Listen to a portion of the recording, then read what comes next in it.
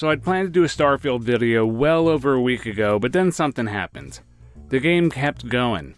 It wasn't until about 50 hours in that I finally decided to look at how far along in the main quest I was, and discovered I was like less than halfway through the game. At that point, I broke down and did something I never do. I read some reviews about a game I had planned to write about.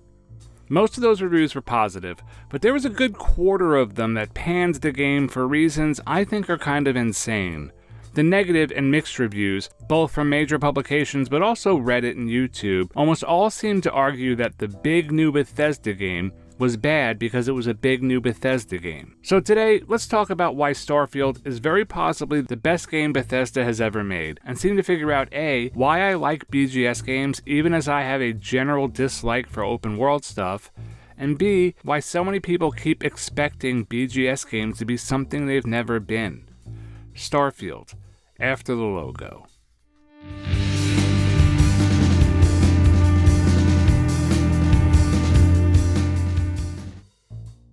What were you expecting? At least since Oblivion, there's been a vocal minority of people who've wanted BGS games to be something other than what they are. Bethesda games are RPGs, but they're very specific kinds of RPGs. They're Bethesda RPGs. No other studio makes games like Bethesda, and it's perfectly understandable if their games aren't to the taste of certain players, but before we get to addressing the complaints I have seen from critics and players who don't like the game, let's go over what BGS games are now. The first modern Bethesda game is Oblivion, but even the earlier ones were almost always very different from other big CRPGs. From the start, BGS focused on scale and complex systems where other RPGs were focused on narrative and role-playing. Arenas had the absurd procedurally generated scale, and its spell system was a systems-heavy approach to combat. Daggerfall created a ridiculous map for players to wander. Morrowind took the scale idea and melded it to more conventional CRPG story structure, and Oblivion was the start of the modern BGS game as we know it. The physics objects that can be manipulated, the large map with tons of points of interest that are given flavor through environmental storytelling and text logs, all that stuff. There's a clear line from Oblivion right to Starfield. Things have changed, but the core of what makes the game compelling is the same. A ton of physics objects, an endless stream of distractions, a ton of self-contained small stories of varying quality, and multiple progression systems operating in tandem that are always right on the edge of breaking down from the sheer complexity of the interactions. BGS games were never BioWare games. The complexity was never in the role-playing or the narrative branching. It was in the progression and the simulations. BGS games have always been a weird mixture of open-world RPG and immersive sim and action game. It's this breadth of systems that makes a game like Fallout 4, with only a handful of decent quests, still a great game. Because the dungeons, locations, physics, and progression systems are so compelling. Many of the mixed reviews I saw were intent on comparing this game to Baldur's Gate 3, but that's a terrible comparison. They are totally different games trying to do totally different things. Both games are excellent, but they're excellent for very different reasons. What it does well. Starfield's greatest success is the same thing that makes all recent BGS games work so well. BGS games are amazing at never giving you a reason to quit. The game, like Fallout 4 and Skyrim and Fallout 3, is amazingly paced so that you're almost always working towards some small attainable goal. And because there are so many systems, there's always something else to work towards when you get bored. This is only possible because of the sheer breadth of stuff in the game. Starfield has an almost absurd amount of high-quality side quests. It has a ton of main quests, faction quests, a huge amount of small little activity side quests. It has quest lines for at least 4 different companions. Then it has shipbuilding, which I engaged with quite a bit. It has its regular progression system. It has space power to track down, like the Dragon Shouts in Skyrim. It has an extremely deep crafting system for your spacesuit, your weapons, drugs, outposts. It has the planet scanning, which is strangely addictive because it's exactly the right length of time to accomplish. When you add all of these things on top of each other, you find yourself switching between objectives every 20 minutes or so. And most importantly, you're constantly able to do multiple things at once. On your way to a main quest, you stop at a side quest location. While you're there, you mine some stuff you needed for research. Then while you're mining, you figure you may as well scan some animals, because some of them might drop adhesive, and you need adhesive for a weapon mod you want to make. That's the magic of a Bethesda game. People have always talked about how Bethesda games are at their best when you just wander off, but that's not a really accurate way to describe it. Wandering off is only interesting because you're certain to find stuff you need, and you're certain to accomplish other goals along the way.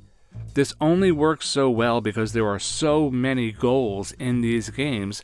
Wandering off is as good a way to accomplish things as any other method. I fully expected Starfield to be good. From the beginning, I had every confidence that this would be a good game. Despite all the shit Fallout 4 has gotten in the time since its release, I think it's a fantastic game with a bad story. But I don't play BGS games for their stories. Nobody should do that. None of them have good stories, so why would we expect that? Still, I think as far as BGS games go, Starfield's story is about as good as you can reasonably expect. So let's talk about that for a bit. Narrative. Fallout 3 and Skyrim did not have great main stories, but they still have narratives that work.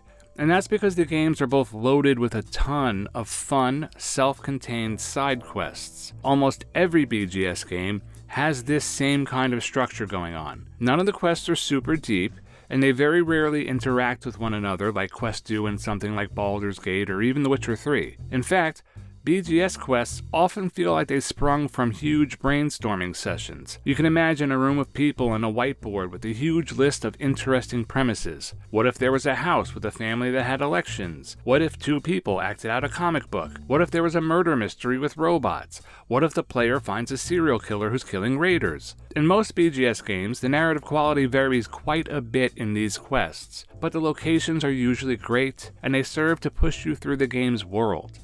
And most importantly, they rigidly adhere to the BGS pacing. You should be constantly moving and finding fun new things that last for about 15 minutes.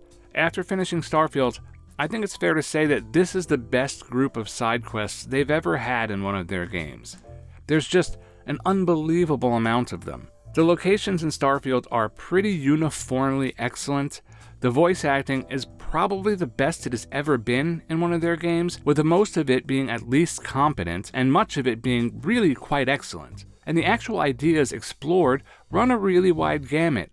There is the usual goofy scenarios, but also a legitimately large amount of really compelling stuff with interesting choices to make. Now again, this isn't Mass Effect or Baldur's Gate. Most of the choices you make in these self-contained stories do not have any effect outside of the quests themselves, but it's a credit to the quality of the quests that they still feel consequential. All of the faction quest chains here are excellent. The UC, the Freestar, and the Ryujin quest chains all take you to interesting areas, they all have compelling choices to make, and they do a great job of always adhering to the tone a BGS game should have. They're serious without being too serious. The main story, as is often the case with a BGS game, is probably the least interesting narratively, but it's still quite good, and is full of memorable levels and reveals. When you go to NASA on Earth, it is a truly excellent narrative reveal. The reason this main quest works much better than Fallout 4 or Skyrim is the main quest isn't an earth-shattering mission with massive time constraints. You're not finding your father or son or stopping a huge looming threat to the world. You're exploring a mystery, which makes doing side quest after side quest feel far more reasonable. In fact, all of the best quests in the game are, once again, side quests. Another thing to point out here is that the three major cities are all small open-world games all on their own, and outside those three major cities there are several other large towns. One-off small areas like Paradiso are larger than major hub cities in previous games of theirs. The sheer scale of the game is incredible. I found it literally stunning how many quests are in those three big cities alone. Because BGS games have wisely never marked quest givers on the map, the player is forced to actually explore the cities. You basically wander around and look for named NPCs. Almost every named NPC, and there are dozens and dozens, ties into a quest somehow, and a huge number of them are quest givers themselves. Of course, a lot of them are simple one-step quests, but almost all of them are well contextualized, and a surprising number of the small quests are quite good. My one regret here is that there wasn't more of a conflict between the factions, but I have to assume that that's likely to be something they explore in a sequel or a DLC at some point. BGS games generally don't present you with many large moral quandaries, but Starfield probably does this more than any of their previous games. Again, this is not Baldur's Gate 3, but the choices you make here almost all hinge on interesting moral choices that you make not so much to change the narrative destination, but rather just to give flavor to the world. Now, I should be clear, Bethesda's writers aren't good at making difficult moral choices. Most of them are pretty simple. If a CEO murders a bunch of people but has apparently created a bunch of jobs, that's not a compelling choice. And if a war criminal had a neat plan, that doesn't mean you should side with him. Still, they are choices. They make you pause for a few seconds, and for the people who want to play evil characters, you have that option. I've never done that in a game personally, so this has always been something I just don't care about. But there are some choices, they have a moral component, even if they're pretty black and white, and that's often good enough when taken with all the other things that a BGS game does. And with that, let's move on to the meat of a BGS game, the systems and mechanics. The meat. Bethesda games, more than pretty much any other open-world games, are amazing time wasters. Where crossing the map in most open-world games is kind of a boring waste of time, in BGS games it's often the very best part. This is partly because the maps are always extremely carefully designed and are full of cool things every few minutes. The switch over to a series of small procedural maps, interspersed with a random selection of pre-built dungeons, was a huge change, and one that could easily have been a disaster. BGS games were already a very special sauce, and messing with the formula was dangerous. But after playing Starfield, I have a feeling that Bethesda spent years dialing in this core experience, and amazingly, it still feels just like any of their other games. I spent a bunch of time trying to figure out how the game still felt so similar, despite such a huge change to exploration. And I eventually realized that BGS successfully replicated their random encounter system into its new world and map design. Jumping to a new system has a decent chance of triggering a random encounter. Landing on a world and traveling to a waypoint still has the same chance of distracting you with other things along the way. And the excellent system from Fallout 4 that made looting so engaging is expanded here. Adding the research step to the crafting system means that the reward for checking out most things around a landing site is high enough to be very engaging. It's pretty perfectly paced and designed, and really shows how good BGS has gotten at balancing a very large amount of systems. Each research step requires a bunch of different stuff, yet that progression system is almost amazingly well balanced.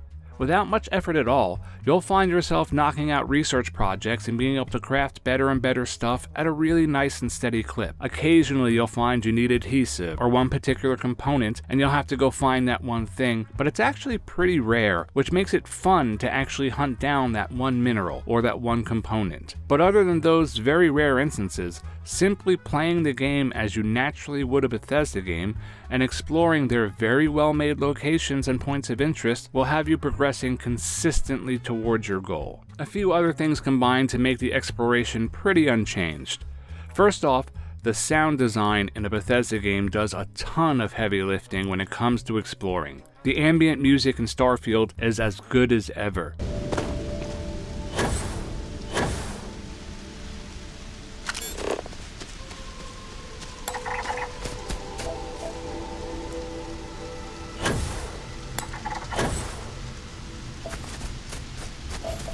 Sound effects are fantastic, and just as always, BGS is amazing at creating a mood while you're walking across the map. The music that plays as you're exploring a dungeon creates the perfect amount of tension.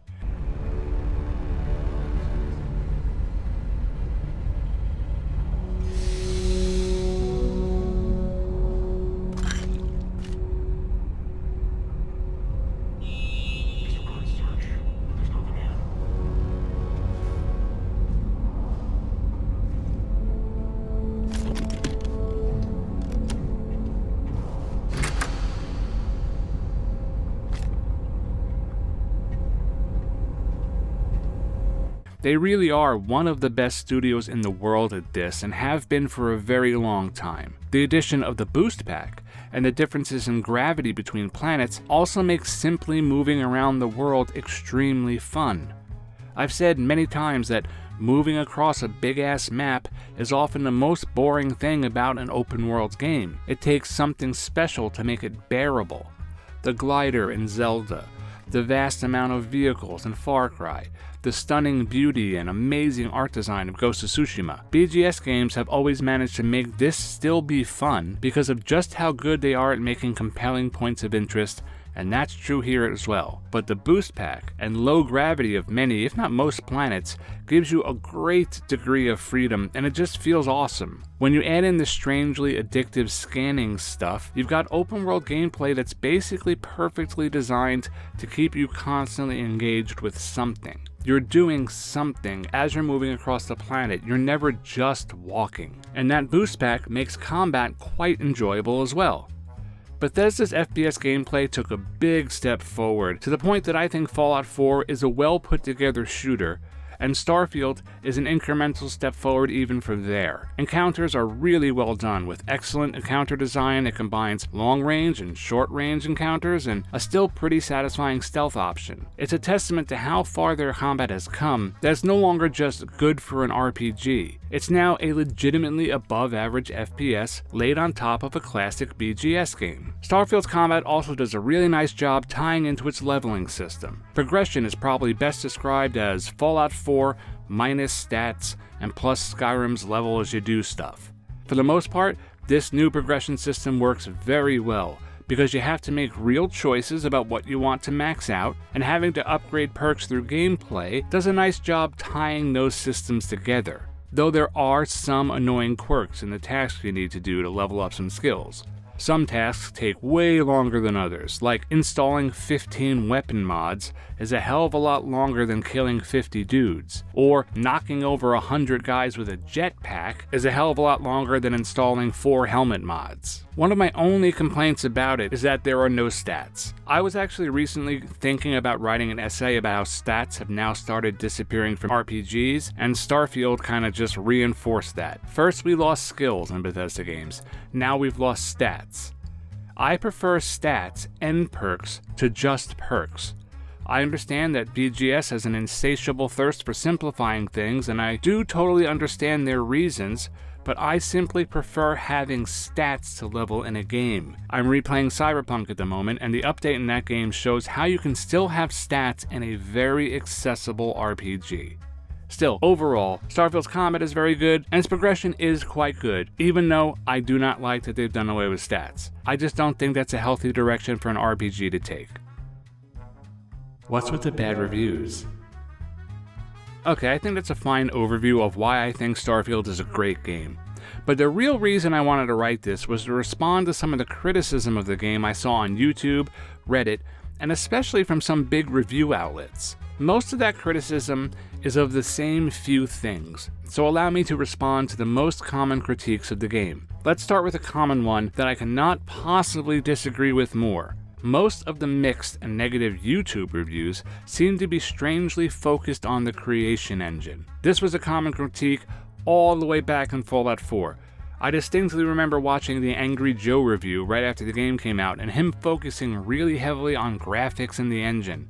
And now, as then, I just honestly couldn't possibly give less shits about that.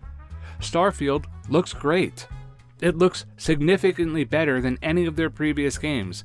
The textures are really good, and the character models are more than good enough. I played Pitfall as a kid, dude. This is amazing to me.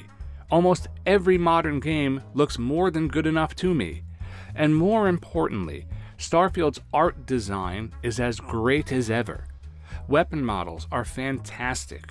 Armor is beautiful. The entire aesthetic of the game effectively builds a world that feels real. And that's all that matters to me in a game when it comes to its art and graphics.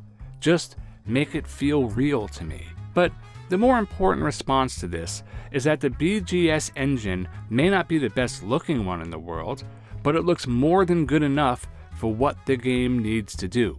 It needs to be able to handle a bunch of progression systems, a huge crafting and upgrade system, an FPS game, a bunch of physics objects, a dialogue system, a quest system, a procedural quest system, and it has to allow for massive, simple modding. BGS switching engines to one that modders don't know would be a total catastrophe. I don't know anything about engines, other than what the final product is, and BGS continues to use this engine to make really good games that are like nothing else anyone in the industry makes. I will defer to them on this. The writing isn't as good as Baldur's Gate 3. Another very common complaint, especially on Reddit, that Baldur's Gate 3 shows how to make quests that have real choices and consequences, and the lack of that in Starfield shows that they're lazy. This is literally an insane critique. Yes, indeed, Baldur's Gate 3 is truly amazing with the really intense interplay between quests and your choices. It's clear they put countless hours into that part of the game. But you know what they put 0 hours into over at Larian? The FPS combat. Or being able to mod a shotgun 15 different ways, or making a 3D model with physics for every single object in the game. They didn't do that because Larian was making a narrative-focused game. Bethesda was making a systems-focused game with a narrative. If you are asking for BGS to make quests and narratives like Baldur's Gate, you're asking for an entirely different game. That kind of stuff requires a ton of effort, man. Every quest needs to be blocked out. Every single permutation needs to be tested. If you want that in a BGS game, you're going to lose what these games are. Why do I want that again? Baldur's Gate 3 exists and it's great. Starfield exists and is great. Complaining that there aren't intricately woven narrative choices in Starfield is like complaining about the lack of wall running in Gears of War. There is no wall running in Gears of War because Gears of War isn't about wall running. Just like there's no cover mechanic in Doom Eternal because Doom Eternal isn't a cover shooter. All the loading screens. Here's one I can almost understand, but is still ultimately a silly complaint.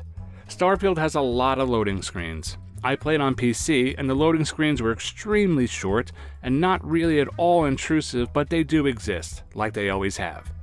But so what? It's obvious the loading screens exist because of the number of systems and objects in each area.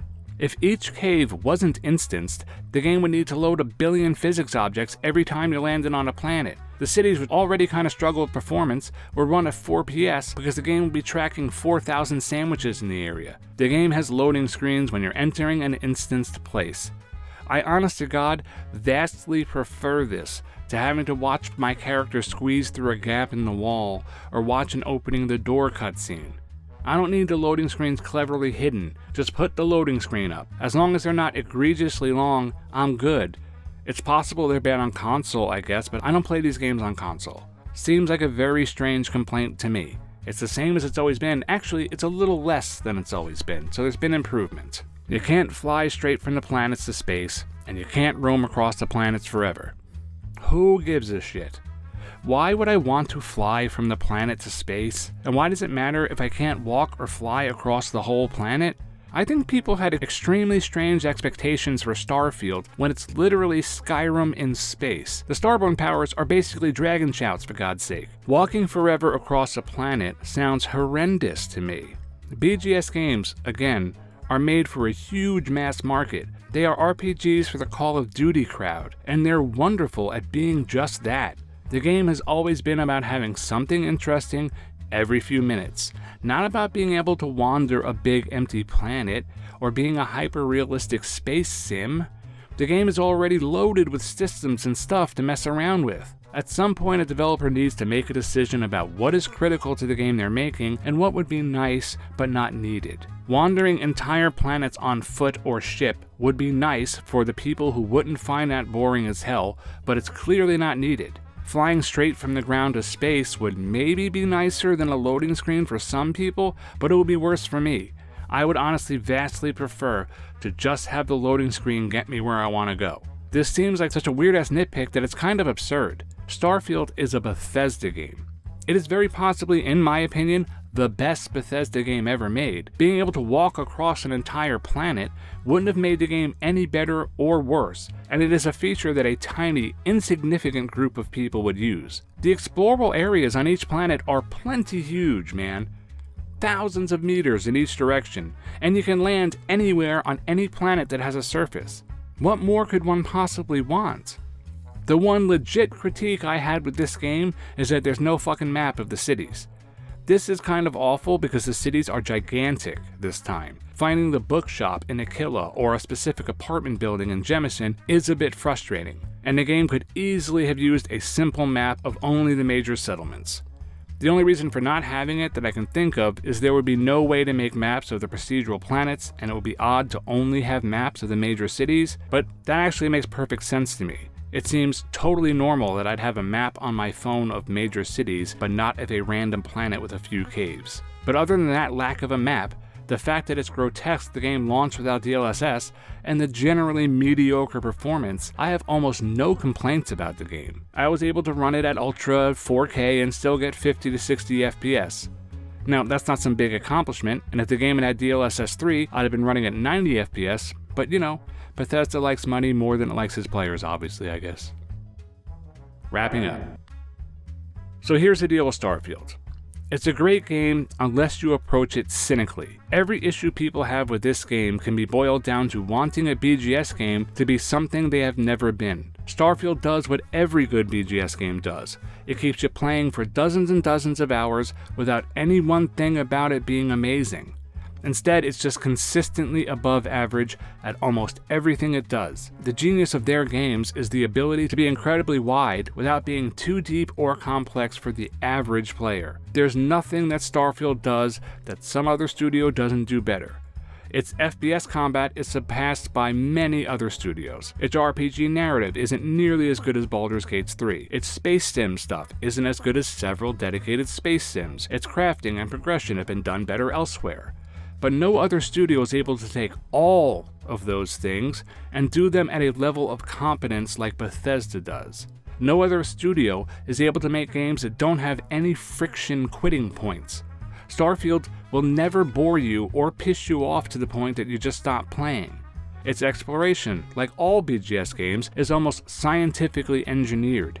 Each area of interest is exactly far enough away from the others to feel like exploring without feeling like wandering a big-ass empty map. Its quests are perfectly paced so that as soon as you're bored with one, it ends. It has a huge variety of quests that are all at least interesting, with even fetch quests generally sending you somewhere cool. Its combat is as good as you will find in a first-person RPG. Most RPGs have downright terrible combat. I love Outer Worlds more than most people seem to, but its combat isn't even in the same universe as Starfield's. It's rare that Starfield has moments that makes you feel like you're playing an all-time classic, but it's just as rare that it feels anything other than really good. Making a game with so many systems, so many quests, so many voice lines, and so much high-quality stuff that you can simply stumble on is so insanely rare, it deserves tremendous praise. Nothing about Starfield is a 9 out of 10 system, but the game is almost the definition of better than the sum of its parts. It's 20 7 or 8 out of 10 systems, so many that they cumulatively become a 9 of 10 game. It's the rare game where width is more important than depth. Most importantly, it retains the strange magic that BGS games have always had. And that magic is so unique, it's hard to put your finger on exactly why it works so well. I guess all you can really say about Starfield is, it just works. Thanks for coming. See you next time. Bye.